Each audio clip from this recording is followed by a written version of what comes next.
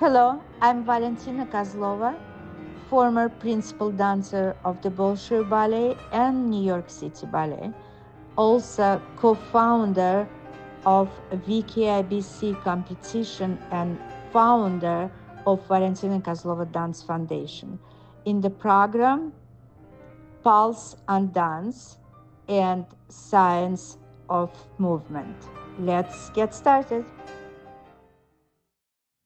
Today, I have a pleasure to have internationally known choreographer Margo Sappington. She choreographed in ballet, dance, and a musical. So how did it start? Oh my goodness. It started, well, I of course took ballet when I was a little girl. And when I was about 13, I got very serious about dancing and wanted to be a dancer. And my mother helped me to find another school so that I could go to a school in a nearby town to have more ballet training and with a better teacher. And Robert Joffrey saw me when I was 14. Mm-hmm. And he started watching me. He would come a couple of times a year at different regional ballet festivals, dance conventions that were happening in those days. And he, from the very first class, he asked me to demonstrate. And then he watched my progress. And the year between my junior and senior year of high school, I came to New York and studied at his school for the entire summer. And then when I graduated high school, he invited me to come to New York and join his company. So I was 17. I graduated on the 2nd of June. On the 3rd of June, I had a concert with my dancing teacher. On the 4th of June, I packed. On the 5th of June, I left, arriving the 6th of June in the morning. And at 9:30, I was in company class. Wow. So on 10th Street. Yeah, very, very Margo. No waiting, no stopping, no waiting. Yeah. Just going. So how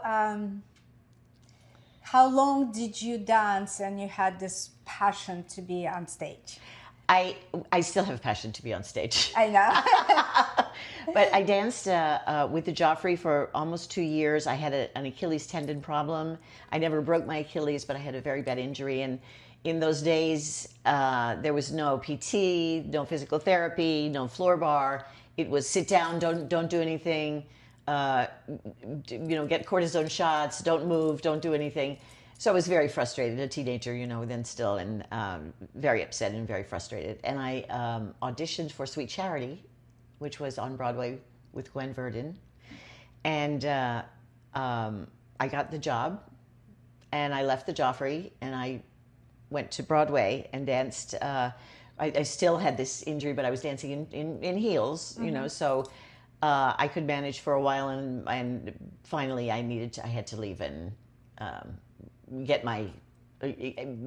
I found a massage therapist. It was Dr. Kagan, who had kept Martha Graham walking for all these years. And he worked on my back and got me healthy, and that took about a year. And then I started taking jazz classes. I left ballet behind and started taking more jazz classes. I had as a student as well. And met Michael Bennett. Michael Bennett asked me to be his assistant in Promises, Promises when he did Promises, Promises in 1968. And from that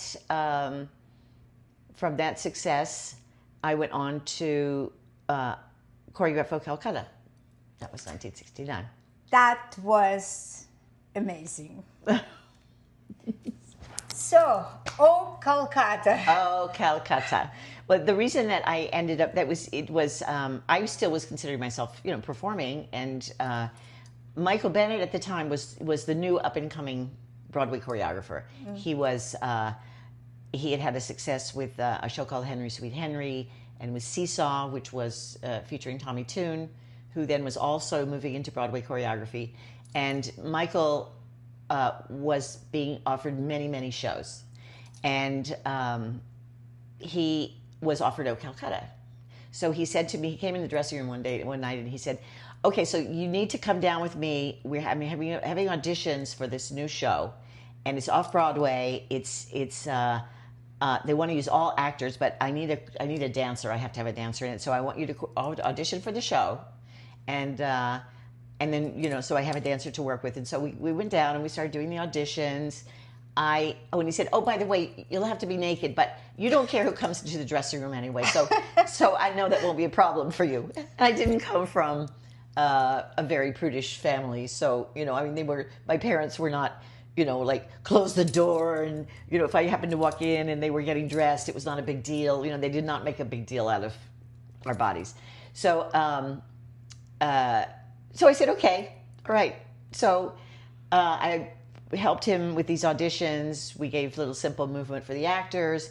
I auditioned for the show. And as it was very, very experimental at this time. It was the book was enormous. There were many. We had hours and hours and hours of material that had to be all shaped into a show, and it was not formed yet. And I think that he was being offered so many more traditional shows at that time that he decided he would not do O Calcutta. And when the producers asked him for a recommendation, he said, Margo, let Margo do it. She can do it. Margo can do it. And I said, okay, absolutely. I made $700. That was the fee at the time for choreographing the show. And I was in the show. So I was able to create a pas de deux for me to dance that was 10 minutes long, and very much the center of the show, very much the like jewel of the show. And I had a wonderful partner. He was unbelievable. He was an actor, and he was certainly the best partner I've ever had. He was instinctually so fantastic, and I was 21, he was 31, so he was mature. He was seasoned pro, and he was absolutely a gentleman and so incredible, really, really fantastic. We were like Adam and Eve. We were sort of the physical. He was the physical type, male type of me. We're our body types. It was really we were a very good match. It was beautiful. So why did Michael Bennett decided that it should be that the couple should be naked? He didn't. That was the nature of the show. Okay. No, he didn't. That was the O Calcutta is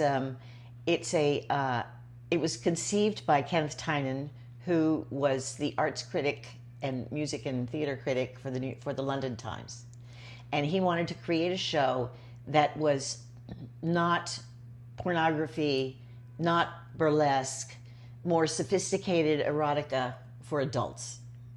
And it would include nudity. So the sketches included nudity, or every sketch had to do with sexuality of some kind, and some situation, that had to do with sex. So that's why there was nudity involved. Do you think? So Michael actually had nothing to do with the nudity. He just knew that people were going to have to get naked. So, question: do you think U.S. was ready for that? I think it was fashionable for people to say that they were not shocked. And everybody came to see it. Everybody came. Buddy Hackett was in the audience. I mean, everybody came. Buddy Hackett, the comic. Nureyev came. And I received him naked backstage, of course. He came backstage. And, we just come off stage from the finale, and we were naked. He comes backstage. And now by this time, it was just normal. And I treated it as a costume. The nudity, and when I was done with O Calcutta, that was the end of the nudity. It was a costume to me. So you became a sensation, right? I was on the cover of Time magazine, behind a fig leaf. Okay. So after this sensational move, you started to choreograph in very major companies, big and small, and well, I continued to also work in the theater. So I did Where's Charley at the Circle in the Square, Pal Joey at the Circle in the Square.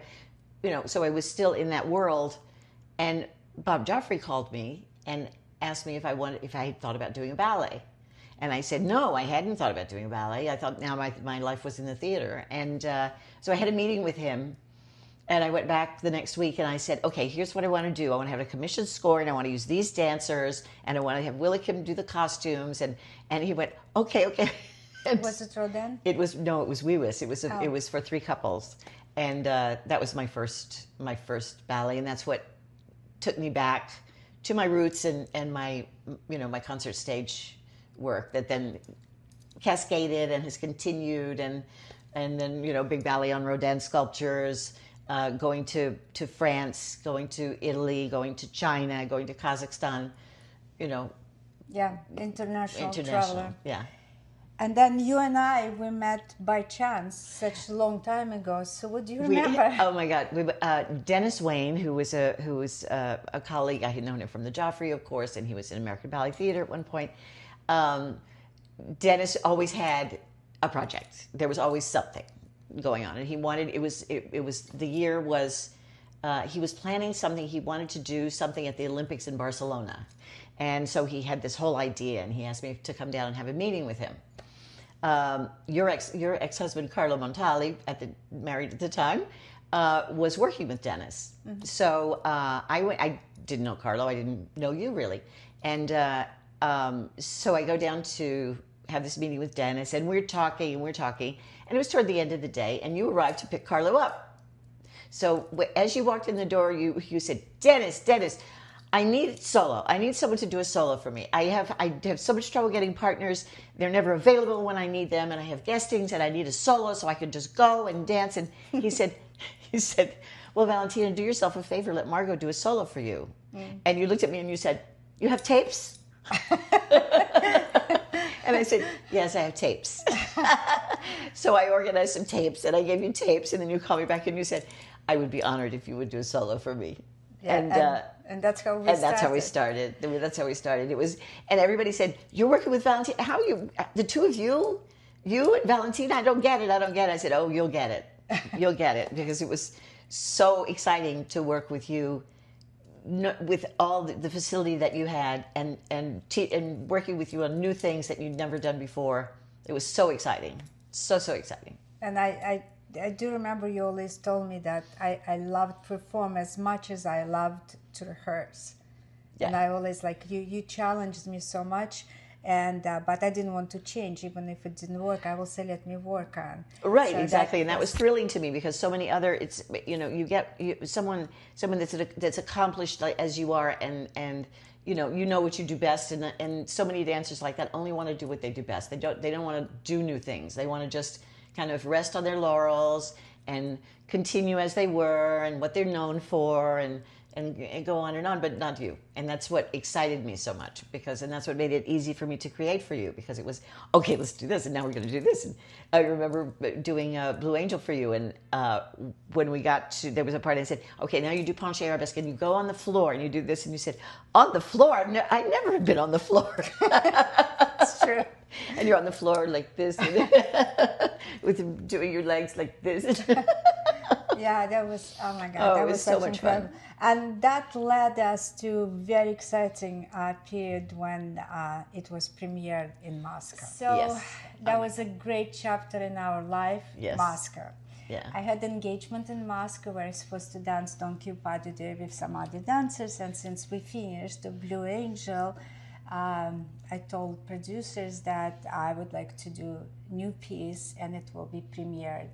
What do you remember? Oh, it was the thing that was so exciting is that we were in the Kremlin, and when I saw the Kremlin stage for the first time, the proscenium is 100 feet wide, and this is a solo to Gershwin's Prelude No. 2, the Dave Grusin arrangement, and it starts very soft and very, the lights fade up just on you, moving like this, and then you start to spread out. So just to see just your figure on that giant stage was like, and Carlo was taking film, and I still have it somewhere, but he was so excited that he's kept losing you. So he starts on you, then he moves on, the camera moves, and then we see your foot, and then we see your hands, and then finally he settled down. But he missed the whole beginning. He couldn't find you on the stage. It was so funny.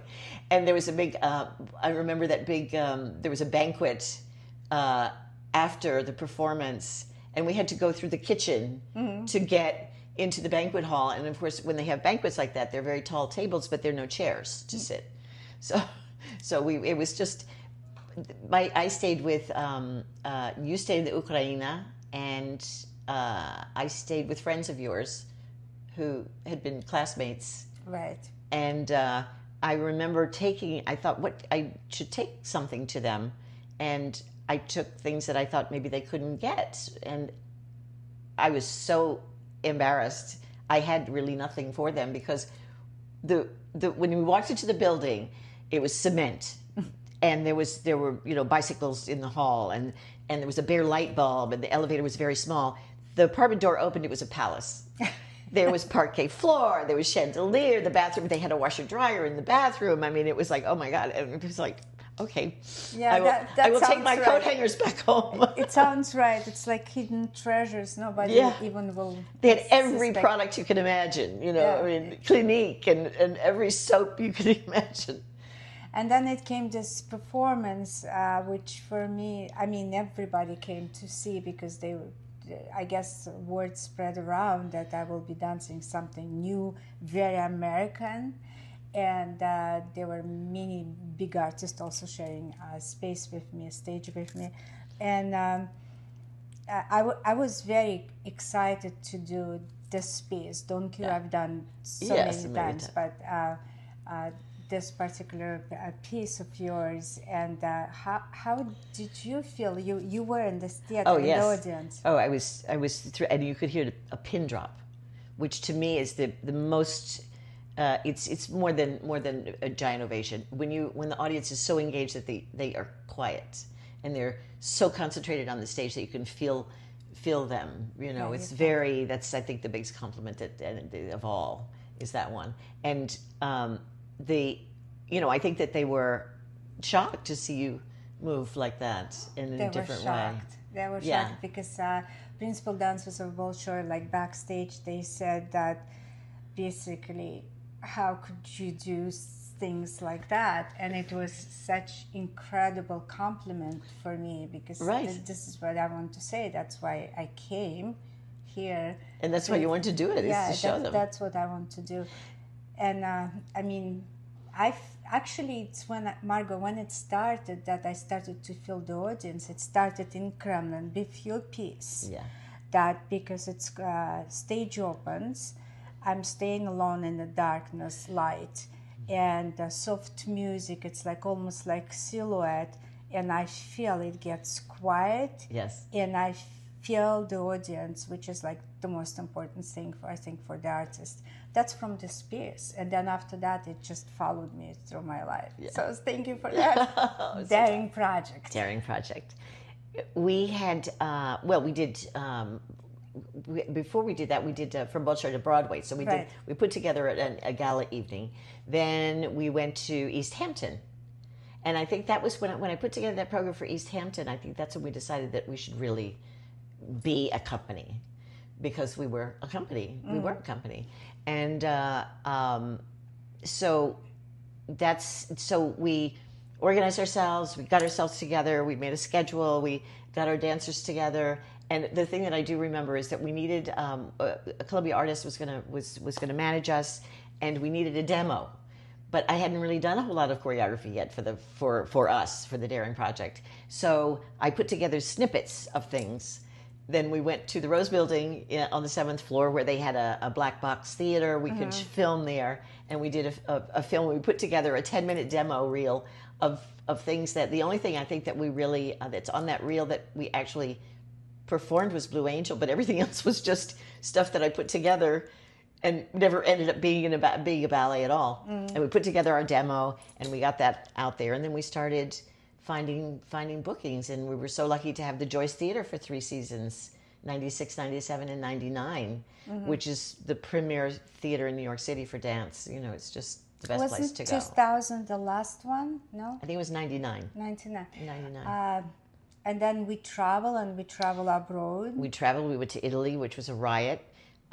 Truly a riot. we were in outdoor stages, and we were traveling in conglomeration with. We had half the program. The first part of the program was the classics, with artists from American Ballet Theater, and our dancers, plus, and then the second half was my stuff. So and it went very, very well until we got to Milan, and Milan was very disorganized, and there was a riotous performance because the stage manager, who didn't speak Italian, was working with a technician there, and it was very primitive. It was the most primitive place that we went, and you would think that it would be the best, but it wasn't the best. And the people who had been there the night before had unplugged everything. I remember that. So normally you would leave everything, you have a lighting plot, and you leave everything plugged in. No, they unplugged everything. So the Italian crew, which consisted of Luigi and Luigi's cousin and Luigi's brother and Luigi's uncle, and they plugged everything back in kind of willy-nilly. So we start the performance, and Peter, our stage manager, had the performances don't start till after dark. Anyways, it was 9:30 before we even did the first ballet, and it was still kind of light. And the first part of the program was lights on, lights off, classical. But the second part was more complicated, and we had done it very successfully in other towns. So we get to the technician, we find out, has, during the show, suddenly, Peter calls a cue, and it's not the cue. It suddenly goes blackout. Then it goes the light on this side of the stage and the dancers over here. And it was all this chaos. And I was in the lighting tower with Peter, and Raffaele, I think, was the name of the kid that was at and Peter said, "What's going on?" He said, "But this is not Q100." He said, "Well, no." He said, "What do you mean, no?" He said, "Well, I put Q100, but the machine would not take Q100, so I put another number." And then Peter said, "Well, did you write down the numbers?" "No, I just put down a number and pressed enter, and when it said okay, I said okay." And then we went on to so it would have been like 3:43 and then 7:12 and then, some outrageous thing. So finally the lights went on, and I grabbed his hands off the board so that he wouldn't do anything. But in the meantime, you were sending back a message, "Please stop playing with the lights." And it was like this chaos was back in the... So finally I pulled his hands off the thing. We finally had light. We had no more blackouts, no more anything. We just had lights on the stage. It was hilarious. But the good thing that our company consisted of extremely professional dancers. Oh, yes. They were like very beautiful girls and very handsome boys. Yes. And that already was fun. That was already fabulous. Yeah. And there were 10. Yes, and very professional. So for when it rains, it still shines in a way. Yes, exactly. Because they could deal with that. Yes. Imagine like with disaster with a stage crew, nobody speaks English or whatsoever. So that we managed. It all started, I think, with my being nervous about it when there was nobody there to mop the stage, and I mopped the stage. There was nobody there to help me with the lights for VC d'Arte. So I grabbed somebody that I thought, some Italian that I thought was a stage crew person, and he said, so he's helping me, and then he said, "Oh, I have to go now." And I said, "Why?" He said, "I'm an usher." It was the most amazing time, and now that when I occasionally see people from our daring project, of course they don't dance anymore, teachers or went to another venue of their professions, they say they had really the most amazing time with us. Yes. Because there was no pressure, incredible creativity. And there was great respect. Everyone respected each other. And everyone respected each other. And I remember boys being boys, they were like looking at the girls were beautiful, always talking, and the boys like, okay, just keep on going. Favorite thing that they said, and we were talking about all principal dancers, soloists of the boys, of the 5 boys, and there was a sequence that I did where they were to dance in unison. So I didn't want to really offend them or be too... So I said, I understand that you all have worked very hard to make yourselves very special in your own way, and that to dance in your own style. And so I think it was Lindsay Fisher who piped up and said, "Do you want us to dance together?" And I said, "Yes, I want you to dance together." She said, "Okay." So all my diplomacy was really not necessary. I could have just said, "Dance together, goddammit." It just was very simple. So big question. How do you feel dance is going? Where is dance today? Well, first of all, I feel like it's become so corporate. You know, all the big companies, even the smaller companies. You know, now every city has their company. Dayton, Ohio, blah blah blah. You know, they all have companies. The first, the board, the people who are giving the money are the ones who are driving the programming. They're driving the expenses, of course. What are they paying for? They'll ask stupid questions like, well, why do we have to buy them point shoes? You know, that they don't understand, and you have to be very nice and explain very nicely why we need to buy them point shoes. That's part of the budget. That's something that can't be cut. And what ends up getting cut is rehearsal time. And I don't feel that you can't be creative and have quality without rehearsal time. Mm-hmm. And so things get done very fast. They're slapped onto the stage very fast. There's not care taken for detail. And there's another trend that's going on and it's coming more or less from universities, is that everybody takes choreography. Everybody does choreography class, and everybody. The sort of trend is that the choreographer asks the dancers to contribute a lot, and it's hard to improvise as a dancer. Lots of dancers don't like to improvise, and I've held improv classes and stuff like that, and some dancers are very shy about that, and they're not really forthcoming with that, or they don't have the imagination for it. They're dancers. Mm-hmm. You know, some have a lot of imagination and they will go on to create on their own, but not all dancers have that imagination. Therefore, they will improvise some piece of choreography that they love, that somebody else created for them, and then then everything starts to look the same. Mm-hmm. Because now someone's standing in the front of the room and they're editing. They're saying, "Oh, let's all do that movement. Jill, show everyone that movement. Let's all do that." But it's not something that's original. It's not.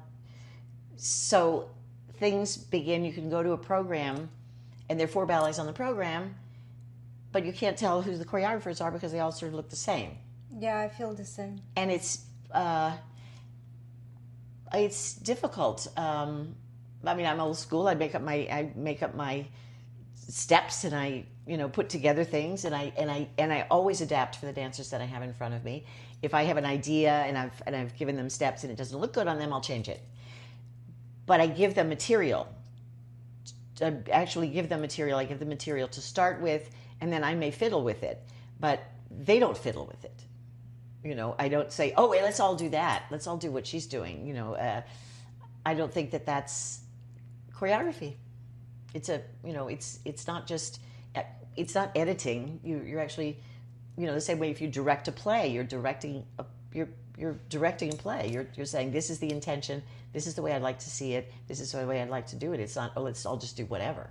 So do you feel it's the repetition of the same steps, like different dancers, different choreographers, more or less? It also has to do, it also has to do with the cell phone. Nobody has any patience. Therefore, they don't. Lots of the dancers today, they feel like if they learned the step, which everyone, because of this lack of rehearsal, everyone's expected to train themselves to learn the material very fast. So once they feel like once they have learned the material, that they're ready, but they're not ready. They maybe they know the material, but they can't execute the material, and they don't have the patience to pick it apart, make it better. It takes you have to now that's part of the training now, is that no, you can't execute yet. You have to dig deeper. No, this is wrong. No, but I'm doing it. I did everything you said. No, you're not listening about this nuance or this. We have to rehearse it. We have to do it over and over again, and you'll feel. And when we go through that process, they love it. They enjoy it, but they haven't. They're not being trained to dig deep like that. So you find it's much harder now to work with dancers to a certain degree, like exactly what you mentioned. Yeah, you have to go. You have to then sort of retrain.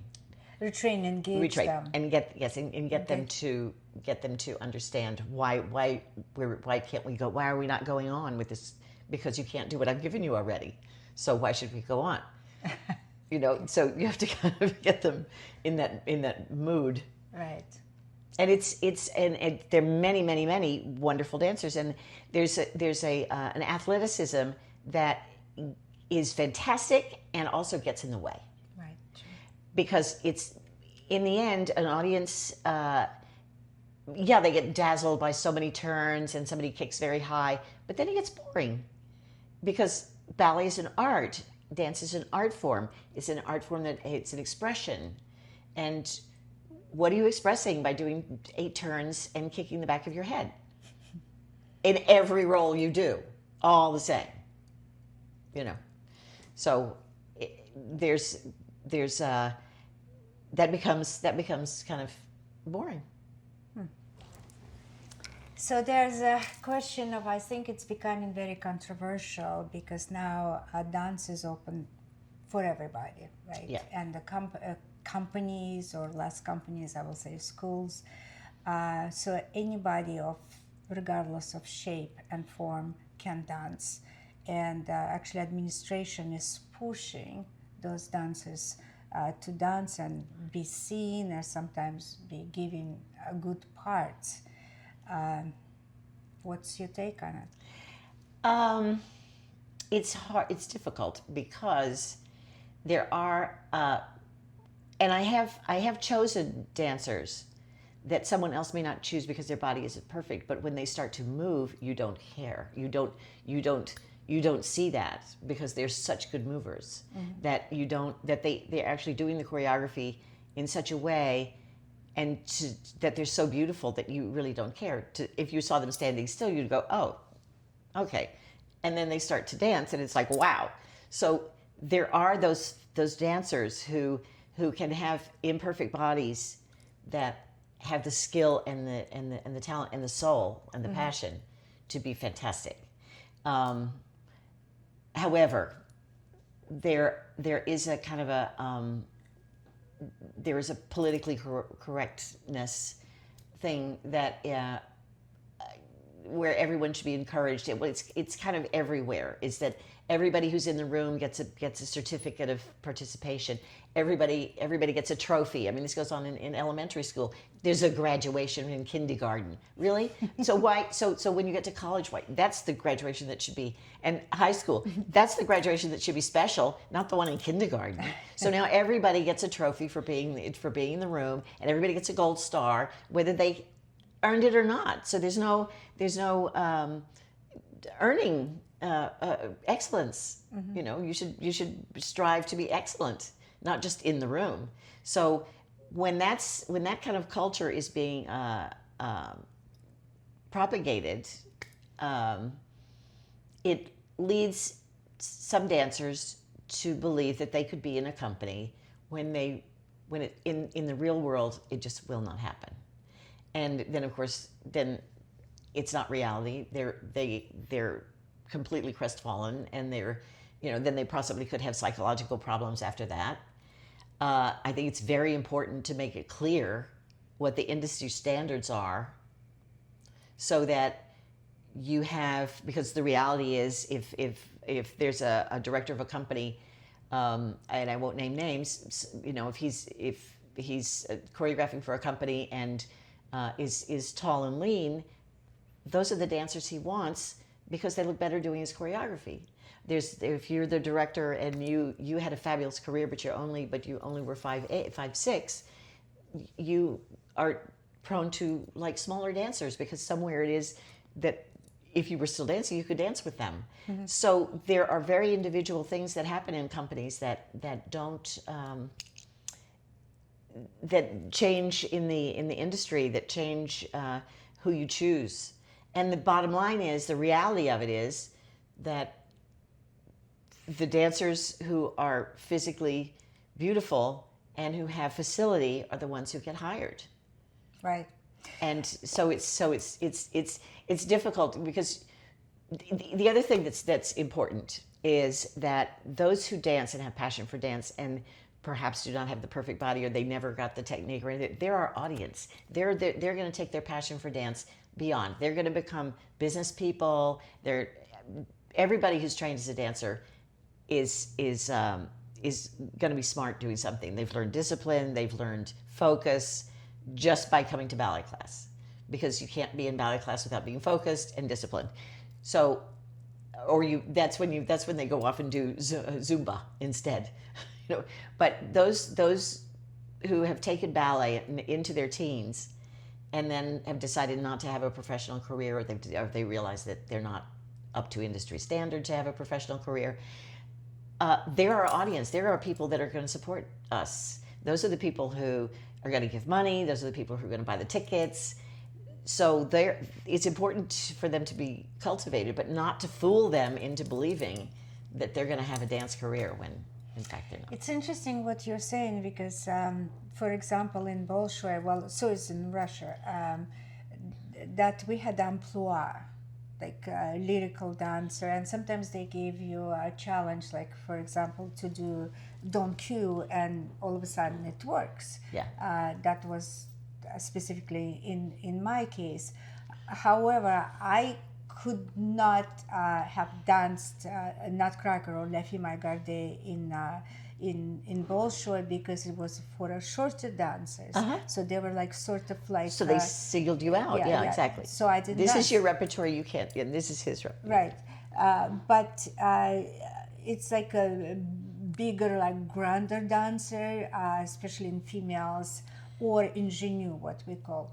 And I remember my first year when I came here, comes December, and they were asking me to dance Nutcracker pas de deux. And I was like, Nutcracker pas de deux, it is like for a shorter girls for sure. So I asked why. Well, because it's Christmas time, so everybody dances Nutcracker. It doesn't matter. Doesn't matter, right? Whether you're short or tall. So all my life I danced. You get you a tall partner, and there you go. Yeah. So I danced Nutcracker, I danced La Fille, and so all those ingenue parts that I couldn't have danced. But you and Chris Jensen in La Fille were unbelievable. Yeah. It was unbelievable. It was so charming and unbelievably charming. That's probably what's wrong with the old-fashioned Russian system, is that they do separate. Like you're not allowed to. I remember, and it was something I heard from Jolinda, I think, that Patrick Bissell, who was 6'4", wanted Baryshnikov when he came to America to teach him some of the Russian tricks, and he said no, you're too tall, so he wouldn't show him. And he would have been able to do them, but he wouldn't. No, because of the mindset. I'm short. I do these tricks. You're tall. You can't do them. Yeah, I had before that film La Fille My Garde. Interesting thing. So we filmed everything, and then on the day I was leaving, actually night before, I saw a little episode that I was filming, a scene where it's a pantomime, but it's a comedy, like where I dream I get married and I have like many children and what's going on. And I did that, but when I saw on the video, I really didn't like myself at all. And I thought, oh my goodness, because I did Romeo and Juliet, I did Anna Karenina, Onegin, and all these dramatic roles like all my life. And I did not like, and I didn't really think about, but I insisted that the day I arrive, the day I leave, that morning, studio has to be working, film studio, and I will refilm that particular scene until I see and I like it. Right. And they were convincing, no, you're fine. I said, no, I'm not fine. I don't like myself. Right. You don't understand. And I have to like myself. And this is comedy role for me. It's very different. Different, yeah. It's extremely different to my character to do it. Maybe that's why Lulu worked very well afterwards. Yes. And so I did it. I'm sure it cost a lot of money for the studio. But I did, and now it stays, and that's fine. But that's how I think it's important that you push yourself if nobody pushes you to absolutely, learn. to be well. When I did O Calcutta, for instance, I would on stage I was a goddess. I was somebody else, and I would go to the stage door, and I lived half a block away. So it was summertime. I'd take off my contact lens, put on my glasses, a t-shirt and shorts, and I'd leave the stage door, and everybody's looking, and I would go, excuse me.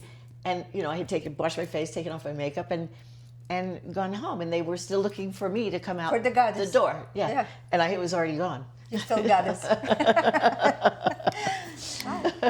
What's your plans? Well, right now I'm teaching at the pre-professional training program at the Joffrey Ballet School here in New York, and I believe I'm having a big influence on the young dancers. I was going to get a T-shirt that says "Okay, no," because I find myself. So they begin to try very hard at first. I stop them often at the beginning of class and say, at the beginning of the year, they were not paying attention and kind of slopping through the bar and everything. And I said, why are you here? Why are you here? And there was something that Balanchine said that I say to them too, is what are you waiting for? There's no waiting. You have to dance. You have to want to dance when there's no one in front of the room. Mm-hmm. And I say that to them too. I said, you should be dancing. You should be practicing on your own when no one's in front of the room. Just because I'm standing here, but I'm not going to dance for you. You're dancing. Yeah. You need to. I think that it's important to educate them that way, because I don't think that they're thinking about this. This program is also. I think it's also geared to helping them discover whether or not they really want a career in dance, because it's difficult. It's hard. It's tiring. It's I mean, it's something that when you get into a company and there's intrigue and there's long rehearsal hours, and you have to have stamina, and you have to be in control. You have to know what to eat, and you have to know how to take care of your clothes and present yourself in a certain way. That's a big education in there, and that part of it is something that can actually kill a career. You can think you want to dance and get all excited about it, but that's only 50%. The other 50% is how can you manage your life in order to do what you love to do. So that's an education. Yeah. So therefore, I have a very interesting question that. Since I came here many years ago, I've seen so many young dancers becoming instant stars, and then they disappeared. Yeah. Because in that case, for example, in Bolshoi or Mariinsky, that we go through all this process, and also mentally and emotional process, we learn how to appreciate what you do, right. Like every single day. So when you become principal dancer, you are more or less grounded. Right. Yes, you know your value. You know you can do things, technical or artistic, but you also know that you went through all levels of education, right. And you last longer. Right. So here I find it's yes, today, tomorrow there's some dancers, but then a couple of years later you don't really hear exactly much. And that's there's luckily some of the companies, the bigger companies, have learned not to take, they'll start to train dancers. They'll take dancers when they're 17, 18, and not when they're 16, not before they're they have a little bit more maturity to them. Mm-hmm. Then that's usually the case. They don't take them right away, but there are so many who are burnt out too fast, and that's also the media. It's TikTok, it's YouTube, it's Instagram. You see a snippet of a young dancer, all he's practicing are pirouettes, and then he puts on, or his grand jeté. And there are many, many videos of my grand jeté, but can you put the steps together before the grand jeté? How do you landing the grand jeté? Can you continue after you land? How do you finish your pirouette?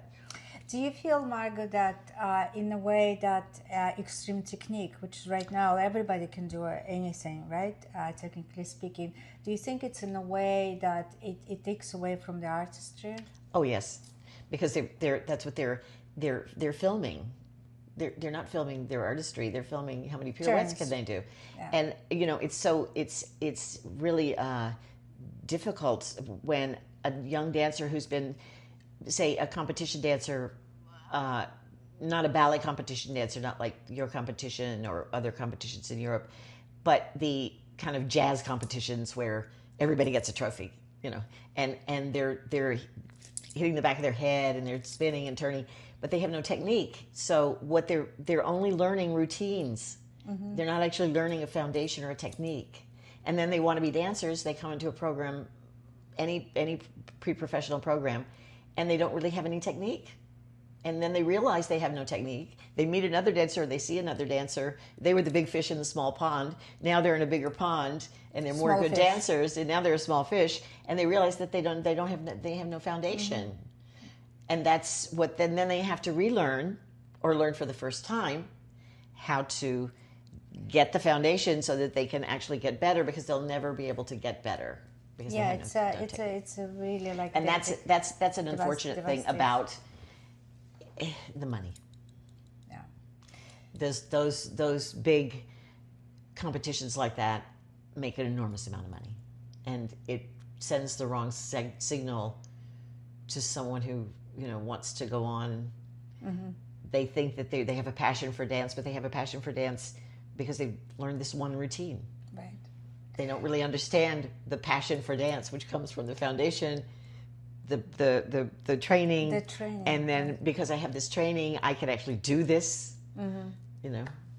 So that's why in VKIBC we have like selected dancers. Yes. And dancer, for example, in classical division should dance at least 3 solos. Right. Although for the US dancers, I had no choice but saying that instead of 3rd solo, you can repeat previous solo because it's less work for them. But I think that judges should have a little bonus by maybe by one, for example, if dancer dances 3 different solos, yes, classical. Yes. Because then it shows a range, and yeah, it shows that they actually can do them, right? Exactly. Rather than just rehearsing this one solo forever and ever and ever. Yeah, that is true, and it's like this program is called Pulse on Dance. And for me personally, Pulse on Dance, it's like you take planet. There's a pulse. Pulse comes within yourself. Yes, it's life. It's life. And then if you have that, if you have a soul, if you're so excited, then it's a combination of music and the steps and basically your soul. Right? Yes. Yeah. Yeah. And that's that's what we should. Because all the technique is only to express and to be able to express. Right. Okay. Thank you. It's a pleasure.